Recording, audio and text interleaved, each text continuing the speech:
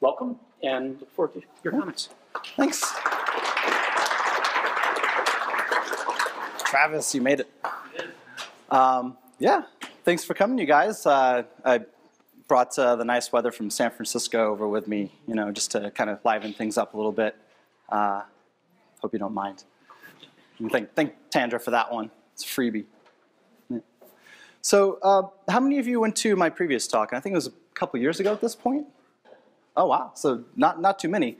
In that case, I'll give a little bit of a intro as to what happened and kind of lead you through the story, because I feel like a good talk always is kind of something from the heart. And I wanted to tell a little bit about the story that led me up to last June when I left Square, and kind of fill you guys in on why all of that happened, and kind of maybe give you some of the lessons that I've learned. I'm still learning them, so I'm trying to figure this all out. Yeah, and the point of today's talk is balance. And one of the things that's really tough in Silicon Valley and just sort of this world in general is it's so fast-paced. Things are changing so much, so rapidly. People are having to work so hard to keep up that you can kind of lose yourself in the process. And the last thing you want to do is wind up in a position where the thing you love to do and the thing that pays the bills is something you don't even want to do anymore. So balance is really kind of key to longevity in this career and this sort of field, because it's pretty easy, especially if you go out in the startup world in Silicon Valley, to burn yourself out. So with that, I love this quote because it's from all people, Heidi Klum. It's fairly random, but I liked it because it really kind of spoke to me. All the money in the world can't make you happy, so there has to be a balance. And that was definitely particular with me at Square, because despite all the success, almost as we got more and more successful, I would say I got less and less happy. And a lot of that was just because of trying to keep up in that crazy world. Kind of ended up making me feel like I was sinking. So I kind of want to talk a little bit about how does burnout start? Like, where does it begin? And honestly, for me, it started with programming was just sort of my hobby. I did it for fun as a kid, and it turned into, well, I'm just going to go ahead and do that for college. It was sort of obvious. And Silicon Valley was, is mystique. It has a mystique to it that a lot of, computer programmers want to live up to. And so naturally, when the time came, I actually got headhunted out of college and technically didn't drop out, almost dropped out. But did that typical leave college and go out to Silicon Valley kind of story. And it went pretty well. I mean, honestly, the first 4 to 5 years I was out there was sort of kind of what got me to the point of starting Square. And as I always tell people, you've got to get your stamps punched. So you've got to, build yourself up to get to the point where you can do something like that.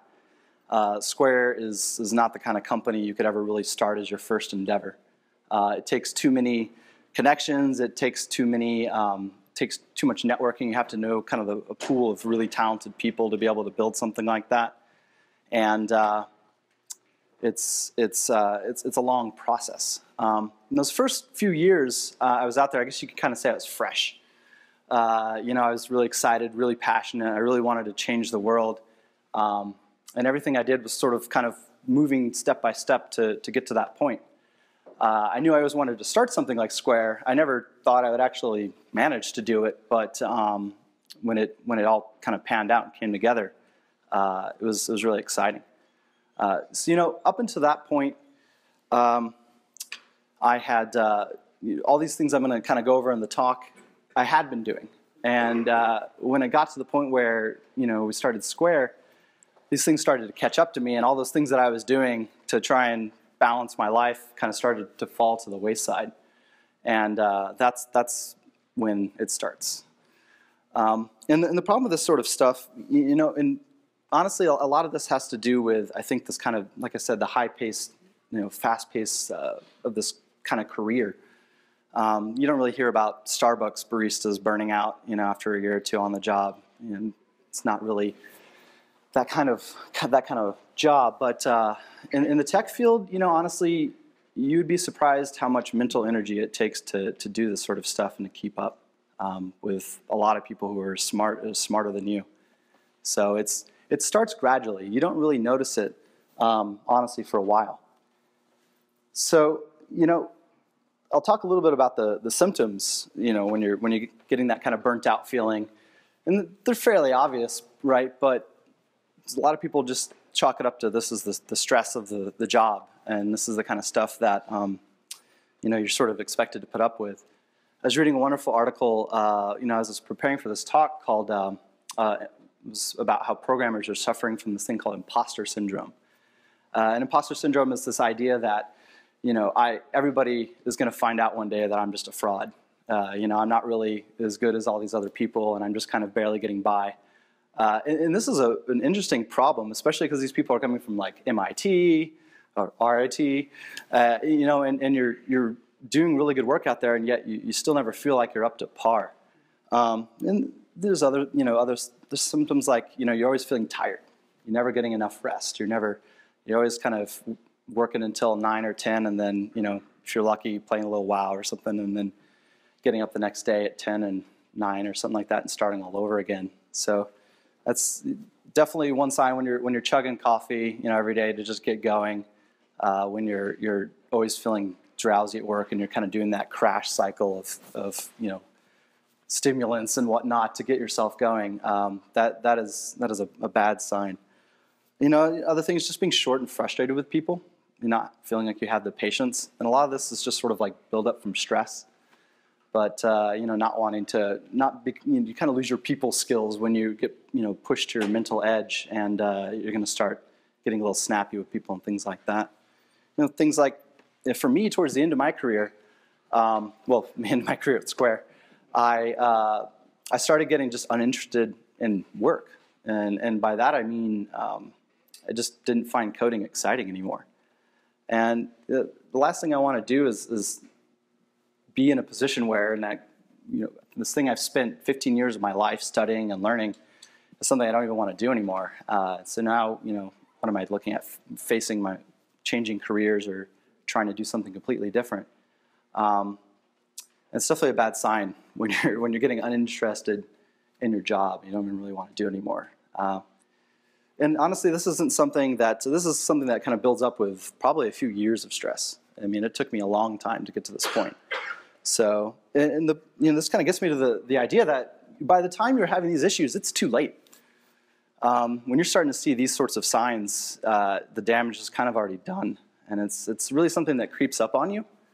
And that's why I think it's so important to kind of thinkmək this going into your career rather than like halfway through it when you already feel like you've pushed yourself to the limits. And, you really have to stop and think about what it is you want to get out of all of this. Because honestly, a lot of this is sort of predicated on what is your goal with computer science, or let's just say technology in general. I assume are mostly people in tech related. You raise your hands if you are. I mean, almost all of you. I figure for the GCCIS talk. You have to think to yourself like, do I want a wife and kids? Do I want a kind of a relaxed life? Do I want to have more time for my extracurricular activities and my loved ones? And I've seen a lot of people try to balance those things and fail pretty miserably at it, and end up never seeing their kids or never being around for things. And that's the kind of thing that it feels really unfortunate. You don't want to go through your life and have the rest of your life suffer. A lot of this stuff can become kind of all-consuming, especially out there. And I think it's important to ask yourself, what do you really want to be doing with your career? Do you want to change the world and like create some big crazy startup, or do you want to just do really good work and sort of have a normal life? And honestly, while it might seem glamorous to do that Silicon Valley life, I've rarely seen people go through it and get pushed to kind of my level without having some problems later on and kind of suffering from this sort of stuff. So, this is probably something you won't really determine till later in life, because I think life isn't about setting a goal and being like, I'm just going to stick to that to the rest of life. Your goals are going to change, but it's something you always kind of want to be thinking about and reevaluating. Is this life for me? Is this sort of the life that I want to get into coming out to this world? But at the same time, startup life is exciting, honestly, especially when you first get out there and you're doing this for the first time and you're working with a lot of really smart people. It can be really exhilarating, and you really can get the chance to do some pretty great things out there. So definitely think about your goals, reevaluate them. Don't just set like I want to do the startup life and keep hammering away, even when you're starting to hit these walls in your own personal life. And that kind of gets me to like I was saying, that lifestyle versus startup. And there's really kind of two big types of companies I feel like out in the Valley, and really all over the world. You'll see lifestyle companies rather, and startups all over, but I've never seen a place like Silicon Valley where startup life kind of has a culture of its own. Lifestyle companies you'll find pretty much in all walks of life and all around the world. And in fact, a lot of companies you kind of think of as like startups in a lot of places, I would classify those really more as lifestyle companies. And if you want to kind of think of like what smells like a lifestyle company is, people have fairly normal hours. You're not expected to be there at 10 o'clock every night, and people kind of all tend to go home around the same time. Granted, it's usually, and this is the downside for a lot of the people coming straight out of college, these companies are almost always filled with older people. And when I first got into Silicon Valley and made it to Yahoo, I was the youngest by 10 years of almost everybody I worked with.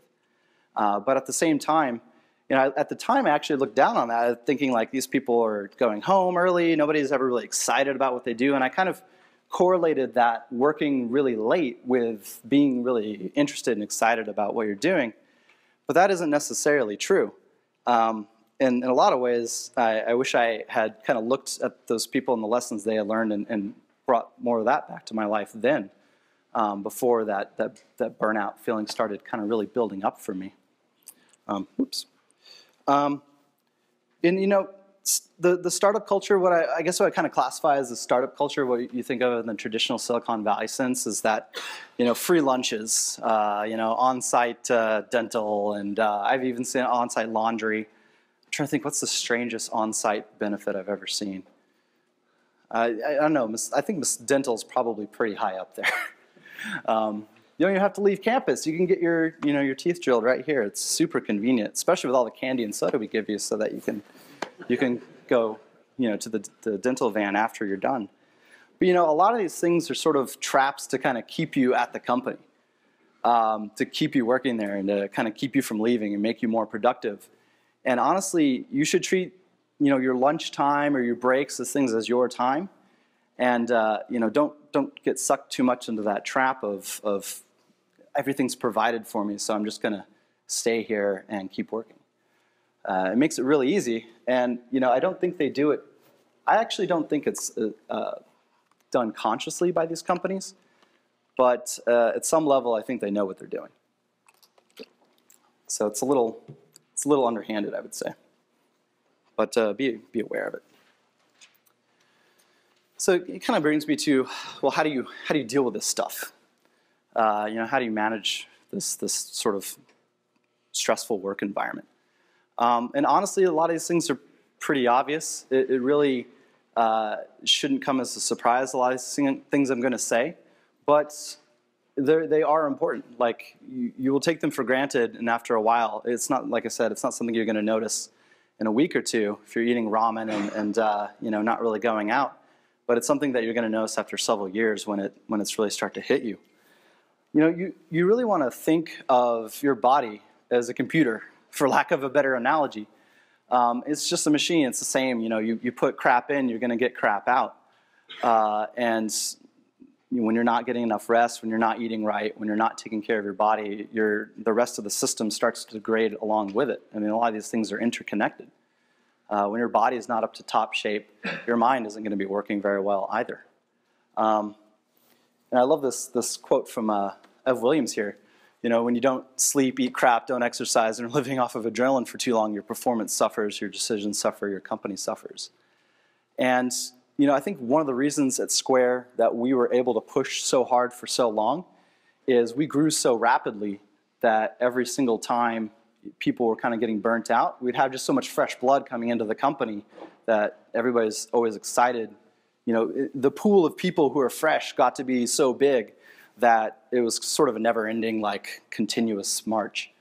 And I'm not going to say that the way to combat that is to slow down, because the truth is you're not going to build a world-changing company by going slow, but you need to find some sort of balance between your life and that company.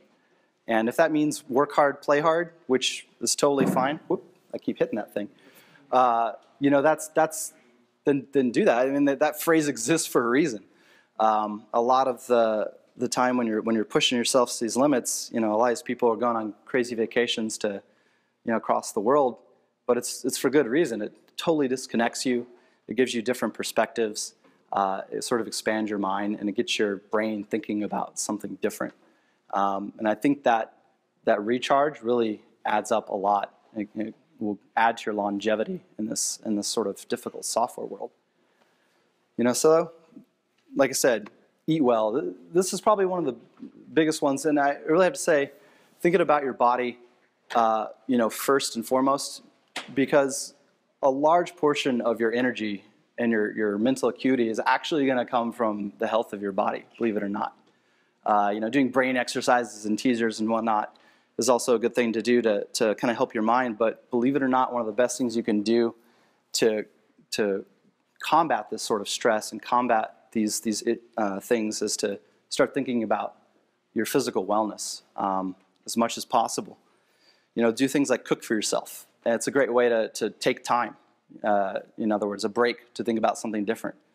Cooking's actually really fun. It's actually chemistry, if you think about it. You'll end up thanking yourself if you take the time to do things like cook your own meals. It's going into your food. It's less preservatives, less crap. You're not microwaving stuff as much. Things like that. And it really doesn't take much time to do something as simple as like cook your own meal. 30 minutes, you can do quite a lot. And one of the things I have in my notes here that I kind of want to talk about, I'm not going to preach too much about this, but eat less carbs.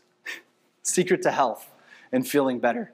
The thing with sugar and carbs and anything that's just sort of pure starch is you'll get that crash cycle. It's just going to spike your blood sugar. You're going to feel great, but 2 hours later, your energy's going to be gone and you're not going to have anything left. And then you're going to kind of have to keep that cycle going to fuel it. And that is a vicious cycle. Proteins and fibers, things that are actually fat. This misconception that fat is actually bad for you isn't true. Those things are actually harder for your body to digest. It gives you longer energy over a span of time. Helps you sustain your energy a lot better. So like I said, I won't preach too much about that, but that's one thing that I definitely recommend. Exercise. And this one, again, obvious, but this plays back into the thinking of your body as a machine and keeping up with some sort of activity. We're sitting in front of computers probably all day long. And if you think about how much of our time is spent there just sitting in front of that computer, not really getting up and moving much, it's going to reflect in your physical health. You go to do, your performance. You go off to do just something as simple as outdoor activities like hiking. It's probably the simplest thing to do. It's probably tough in Rochester, but I do hear they have a gym on campus. I never actually went. Case in point, when I left when I left Rochester to go to Silicon Valley, they had talked about the college 15 pounds. For me, it was literally the college 50 pounds. Within about a year of moving out to Silicon Valley, I went from about 240 to about 180. And then I built some of that back up in muscle. But, those first few years I was out there, I was doing all these things. And I looked back on it now when I was writing this talk and realized that when I stopped doing those things is when things started to get worse. This is something I can highly recommend. There's nothing better than getting up in the morning and exercising. It gives you, it seems counterintuitive, but it gives you way more energy. Like something about exercising in the morning kicks your metabolism into gear and gives you the energy for the rest of the day. And it's something that I did as often as I could back when I worked at Yahoo. And it really contributed a lot back to me back then. So, you know, another obvious one, vacations. This is something, it's almost getting kind of pandemic out there. And this plays back into the kind of crazy work schedules.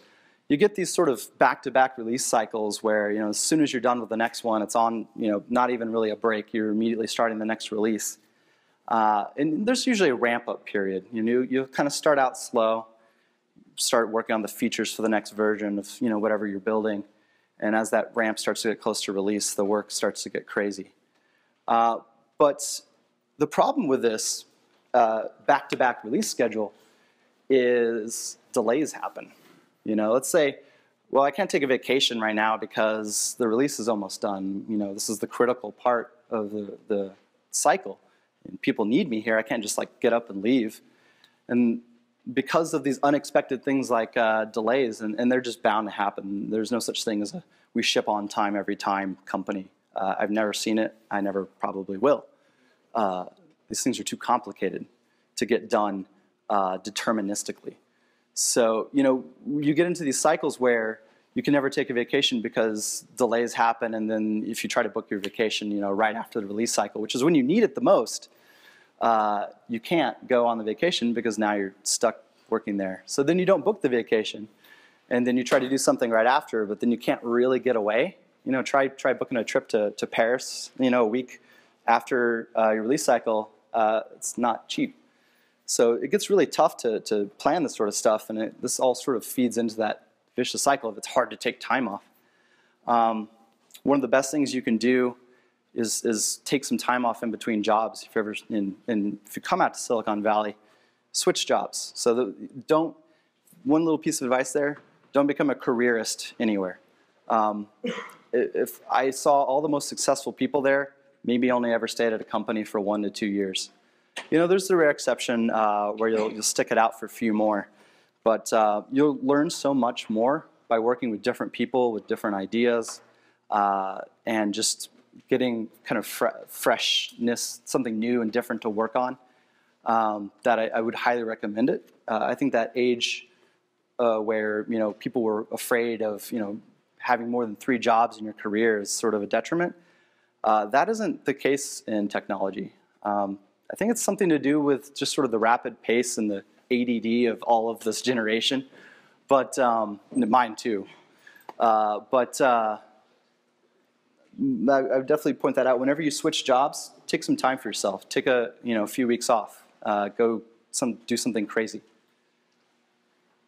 And real quick, I'll say one last thing about this is. You know you're in trouble when you're cashing out your vacation time. That's definitely a good warning sign in that sort of symptoms bucket. When in lieu of taking vacation, you're cashing your vacation time out to take money. Don't recommend that. Use your vacation time. It's definitely there for a reason. So this is an interesting one, I think, because I think most people think of this sort of thing often as being spiritual, but it's really not. And this kind of gets back to exercising, except it's really kind of exercising a different part of your body. And maybe a better way of saying it is it's more like relaxing. This is sort of like a vacation for, you know, the inner workings of your brain. It's amazing how good it is to do something like recharge your brain with a simple 30-minute-a-day meditation. It changed my life, honestly.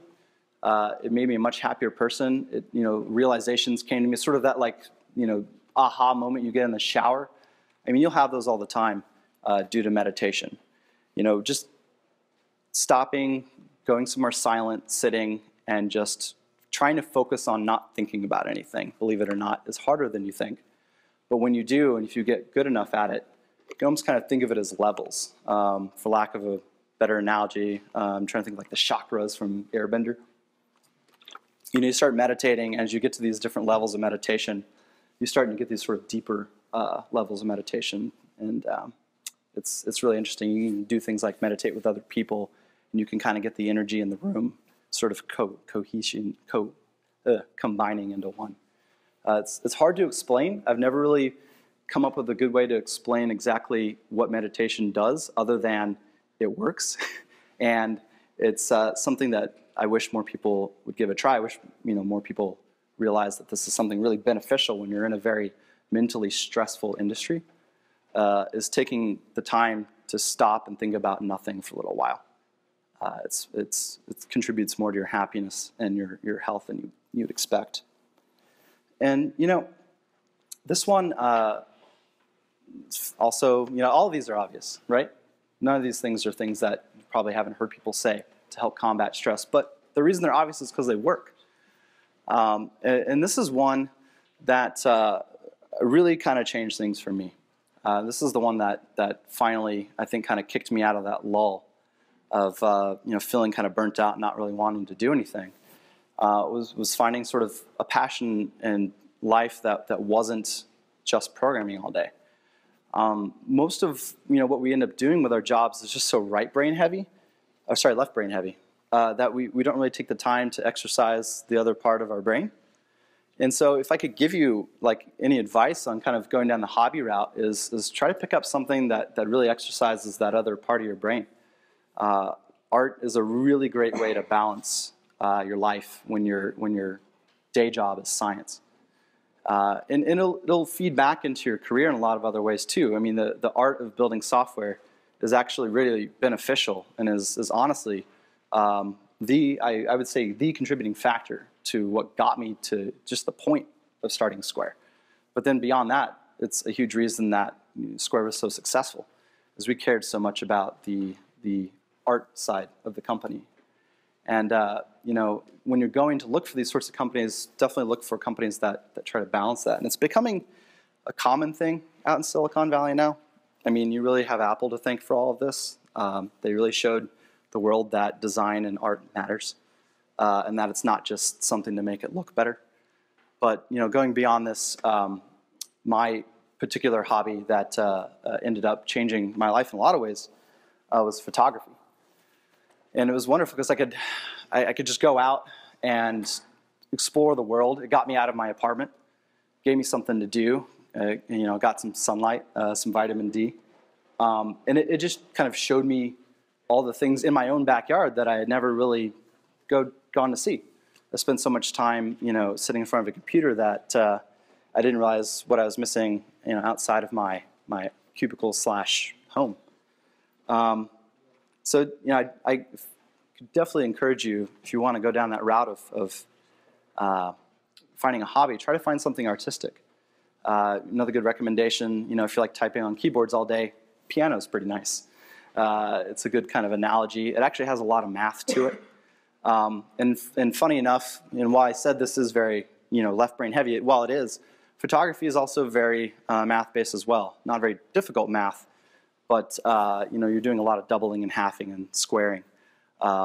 Photography is actually a great technical art if you want to get into the technicalities of art. It's kind of a good way to go. And well, I didn't have that much planned, but I wanted to blew through it faster than I expected. I guess with that, I want to say, please, hammer me with questions. I'd be happy to answer anything related to Square or related to, kind of what it's like to work out there and anything like that. Yeah. So you talked about the startups, in Silicon Valley and how a lot of founders, suffer from the same syndrome. Is it safe to say that a majority of them, face the same syndrome maybe sooner or later? I think so. And the difference between the ones that keep at it and the ones that drop out, so to speak, is that they do these things. They do balance their life and try to have some kind of evenness between their work and personal life. The ones that I can't figure out are the ones that manage to create these crazy companies and keep going and just have the energy every day and somehow find the time to get these little moments of getting away. But I think the secret is they do it in little bits. Maybe it's hard to go and take that sort of 2-week trip that really gets you away. but they'll do things like, you know, get a car and just drive a couple hours out of the city and see grass and trees. Or they'll do these little things like meditate, or take, you know, at least an hour a week to go to the gym or do something like that. So it's like I said, it's not something that'll hit you at once. It's something that'll hit you after several years of it. So the ones that keep going are the ones that do these things. Yeah. Mm-hmm. So where did you go and learn this meditation from? Actually, from a friend of mine. He's the one who first gave me the idea, and I hadn't ever really thought to do it. And I thought, why not? It seems like an interesting thing to try. I started doing it on my own with a little bit of direction from him, and just kind of ran with it. And honestly, a lot of my greatest realizations and ideas had come out of doing that meditation. There isn't really any sort of secret to it, and one of the, I think, keys to meditating is not to worry about being bad at it. Don't judge your meditation, you know, because like I guess you'd say a non-productive meditation is when you're sitting there and you're constantly thinking about things and you can't stop.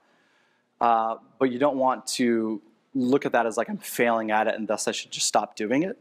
It's one of those things that you get better at it with time. Maybe the way of thinking of it is your mind always has so much racing around in it that when you stop and just kind of almost sort of disconnect from yourself for a little bit, you can kind of see everything whizzing by. And that's really the way you want to think of meditation is you have that like kind of perspective. Rather than thinking about everything, you're thinking about everything you're thinking about. It's very meta, but as you do it more and more, you start to get the ability to kind of intervene with that. So, you know, starting out at first, you kind of want to just let everything flow by. But after you kind of get to those other levels, you can do things like start to kind of change your behavior and change your thought processes because of it. In other words, rather than taking a step back and just looking, you're intervening with what's whizzing by. So that helps or makes sense. Mm-hmm. All right, so you've talked a bunch about actual founders of companies and all that other stuff. I have a team of 25 people working on a tech startup with RIT right now. Are these also techniques that I should be sharing with them and we should be doing as a group, or are they things that I should suggest them do sort of individually just to keep their minds sort of fresh? Huh. Should it be something that like we go on a weekend retreat and we all do it together? It's a great question, and that is actually a fairly common thing. A lot of people will do things like weekend retreats for a team, or they'll just do a little retreat in general. They kind of call them team building activities a lot. It depends kind of what angle you're going for. I feel like trying to bond your team more than you'd want to do those sorts of things.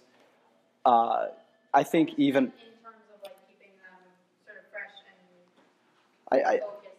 I don't think it's a bad thing at all.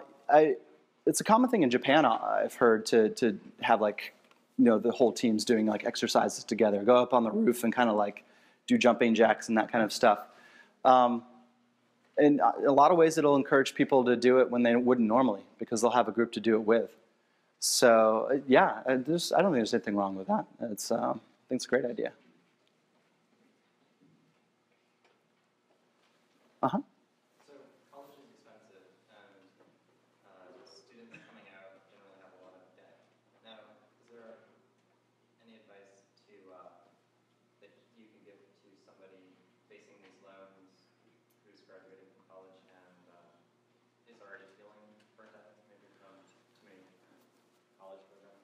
Yeah, no, that's tough.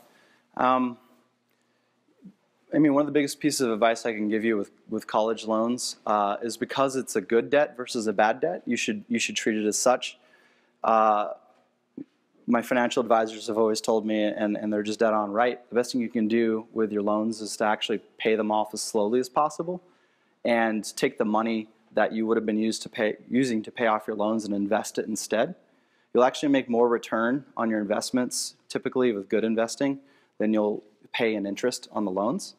So you kind of want to, barring that you have some sort of terrible like work-related injury that you can't work, paying off your loans as slowly as possible and just sort of like putting them out of your mind is actually the best thing you can do with it. And then using that money for all of these other things like having a hobby and going on vacations and exercising is going to make you happier, and the loans will just sort of melt away. And believe it or not, I didn't actually pay off my student loans until about a month ago. And that was purely because I was finally able to sell some of my Square stock. And with that, I was, after almost 10 years, able to pay off my loans. And I still had a good 50 grand left. So it was but I never thought about it much. The part about that eats away at you, though, is that, that's money that comes out of your rent and out of your car bill or whatever kind of else you have to deal with in life. But, when you extend those loans out to a good, like, 20 years, you can get them pretty low. And at least it isn't too much of a burden. But honestly, I think that's the best route you can go with how to think about them. And it's sort of an unfortunate reality. You have to think of your college education as an investment, and you're investing in your career. And while I didn't need the degree to get that far in tech, and I honestly, I think most don't. What I got out of the degree was more the well-roundedness of having taken the classes that I really wouldn't have taken otherwise. I just met up with a gentleman last night. He was kind of asking me for startup advice, and apparently in Ireland they don't have that. You just if you go into computer science, you just take computer science classes. They don't get that sort of well-rounded aspect where you're forced to take English or whatever have you. Some of the most enjoyable classes I ever had here was like Beers of the World. I kid you not. I went into the class hating beer and I left it loving it. So if that doesn't tell you, how beneficial those classes can be, I think there's definitely value to the education, but it's that burden is getting worse and worse. The really shitty position to be in is when you're getting a degree in something that's just going to have no career behind it. I've seen people get pilot licenses, and it's just the debt for that is insurmountable, and yet the money you get out of it is next to nothing. And same with being like a high school teacher. It's crazy how much education it takes to get to that point, but yet how little they pay them. Those are the people I really feel for, because there's just not much you can do. But we're kind of fortunate to be in sort of like the fastest growing field in the world, so there's a lot of money to be made. So at least the loans kind of become not so much of a problem. Mm-hmm. So you've done the lifestyle company, you've done the startup company. What do you think is next for you?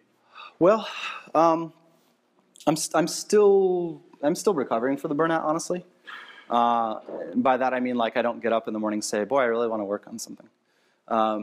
More specific, I don't want to work on something technical, but I can't get the idea of building a camera out of my head, and it's a crazy, difficult, ambitious idea. But the photography, funny enough, led me to that. And having used the cameras and seeing how bad they are and how antiquated the technology and a lot of stuff is, I've given a lot of serious thought to doing that. I'm forming a plan.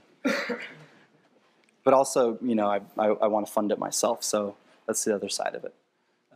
Being in the position to have control over building your own thing.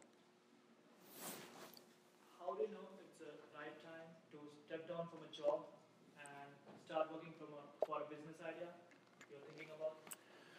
Well, I tell anybody who wants to do that sort of thing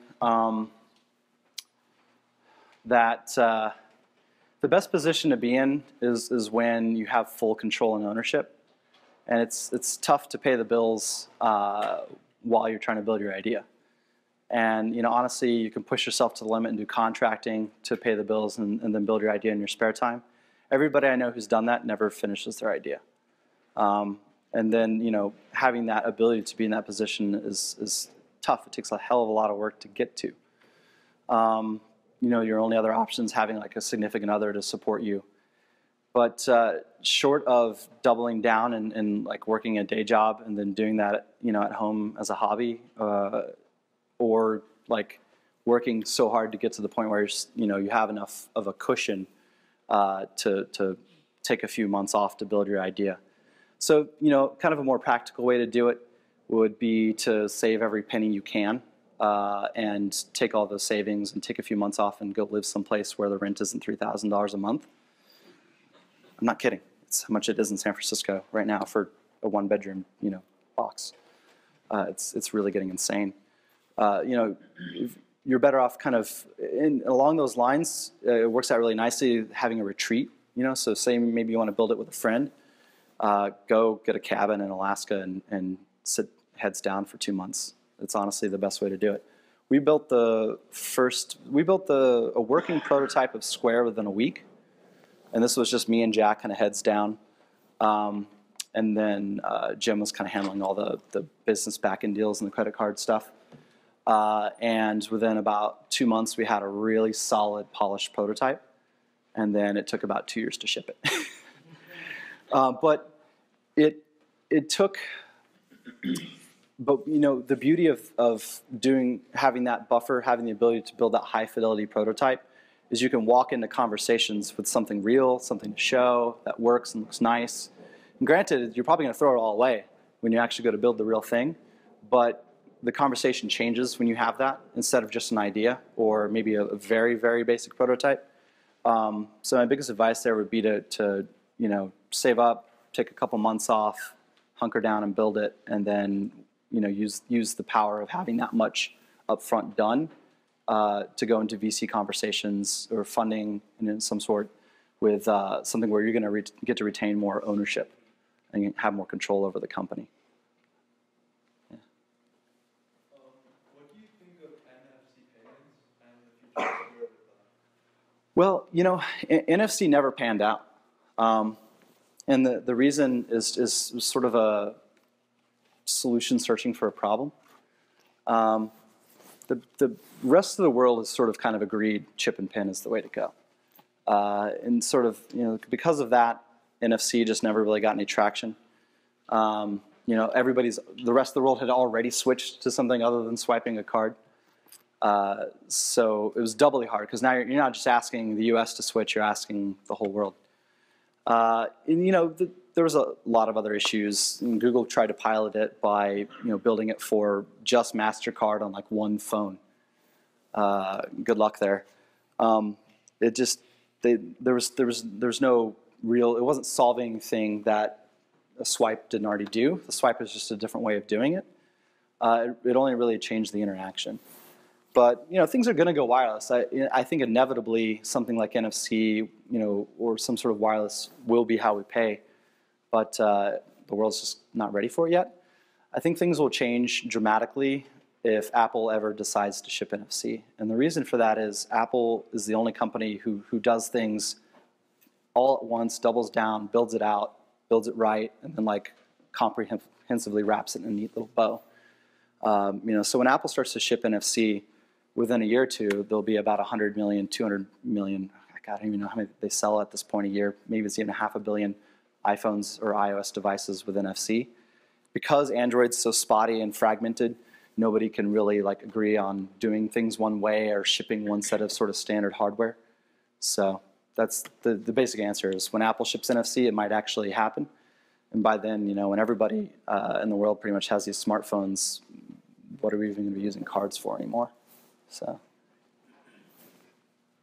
in one of my business classes, we talk a lot about how to sort of mentally prepare yourself for either large business meetings or talks with venture capital or just large conventions, how to present yourself, how to get yourself psyched up for that and maintain that energy just through the conference or through the meeting or whatever. And I guess I just want to know your sort of personal, like, 5-minute psych up thing that you do before you go to some of these larger meetings where there's a lot riding on it, you might be nervous or... You know, I'll be honest, I never really went to those meetings. Jack was really the guy who did that stuff. He was the one with direct connections to VCs and all that stuff. You could start Twitter and you kind of have a nice address book. But you know, the truth is that the best way to do that is you don't have to do it. Like, you just already are passionate about it. You're already excited about it. You already know it's kind of something that's going to be big and going to change the world. It helps to have done your research before, to know kind of the scale of the market and, you know, how big the opportunity is, what you know, what your past track record is in terms of success. You know, in other words, you're not going to walk into that conversation and fool them if you don't have it. And so really, you just kind of have to have that ready already. And in the beauty of Square was, you know, we had this grand idea, and we really believed we could do it. And we never thought that we couldn't. And I always love that Steve Jobs quote, "Stay hungry, stay foolish," because that was really kind of what it felt like. We were dumb enough to think that we could actually do that. Everybody kept telling us you can't do that, and we kept saying, sure we can. Like, it can be done. And it's just having that passion, that belief that you can do it and really get it accomplished that drove us and you know, got us to that point. So, I mean, the truth is that Jack really believes that we can replace all the payment systems in the world with Square, because he really believes it. And I think that's where it comes from. Yeah. Mm-hmm. So you had such a great idea.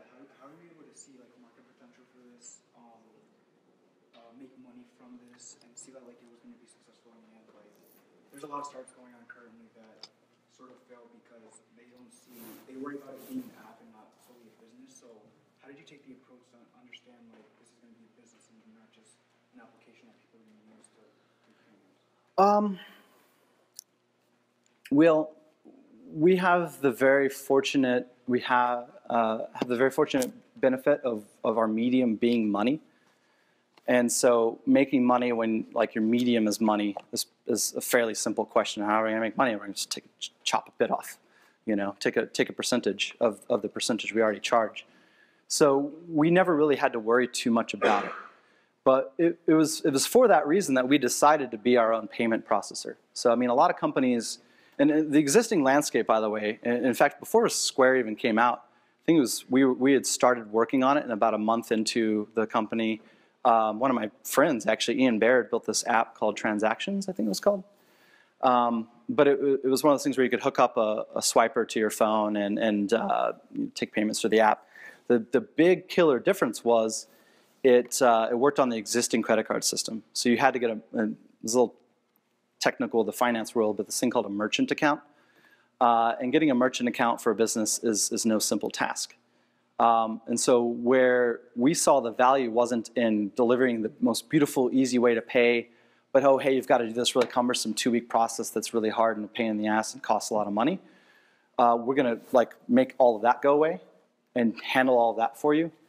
And by virtue of handling that for you, handle the fees and stuff too, so that we could have taken that cut.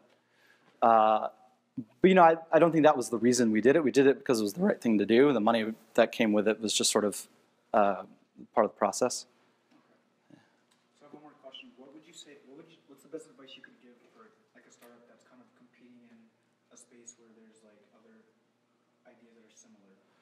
That's a great question because I have a great answer. The ideas are worthless.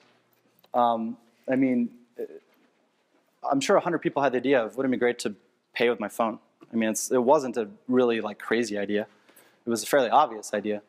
But what builds these companies and what makes them successful is entirely predicated on the people that you hire. And it's, you know, getting the best people in the world to want to work for your company is where the success of the company will come out of. And you know, obviously having the right people running it and keeping the company organized properly and on track and on vision and moving in the right direction is a big part of it too. But a good leader is useless without good employees, because honestly the entire company is built on the right people.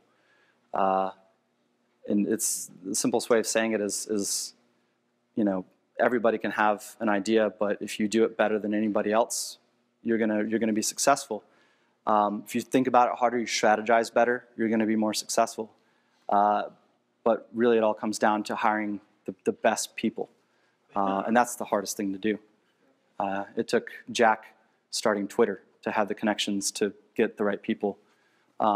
And it took me 5 years of busting my ass, meeting all the best iOS developers in the Bay and in the world, and like convincing them to come work with me. So it was really all about, it took years to form those connections, and you're not going to form them overnight.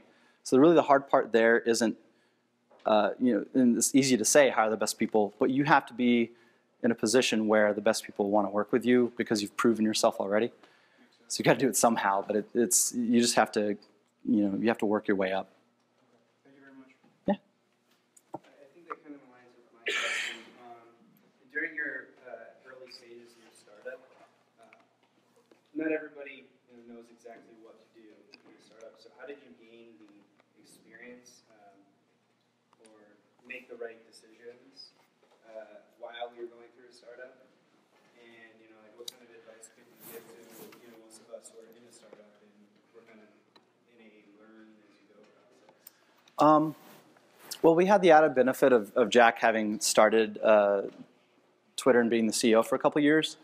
And he made a lot of mistakes, honestly. I mean, they kicked him out of the company.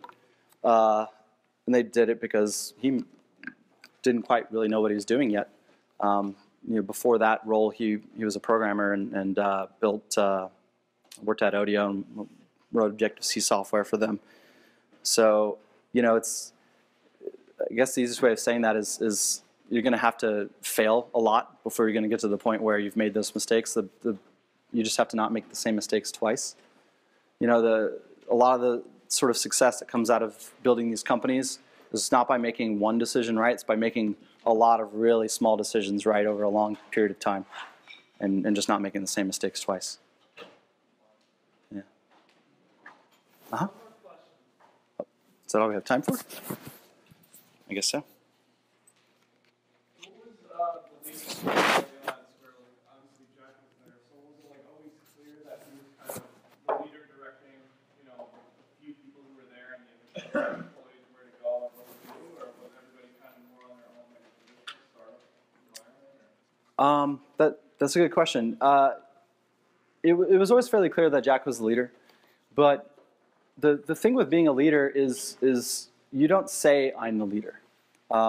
You're the leader because everybody looks to you as the leader.